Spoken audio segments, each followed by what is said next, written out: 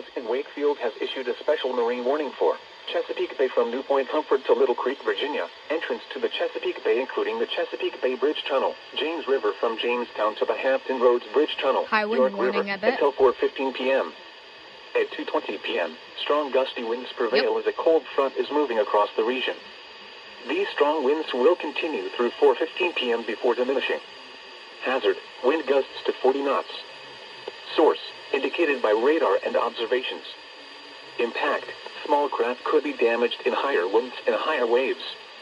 Locations impacted include Chesapeake Bay Bridge Tunnel, Burwell Bay, Thimble Shoals, Tuesday Marshes Light, Hampton Flats, The Hub, Willoughby Bay, Sewell's Point, Cabbage Patch, Cape Charles Harbor, First Island Bay Bridge, Latimer Shoal, Plantation Light, Okothon, Dominion Pier, Chippewa Concrete Ships, Hampton Roads Bridge Tunnel, Coleman Bridge, Lumhaven and York Spit Reef.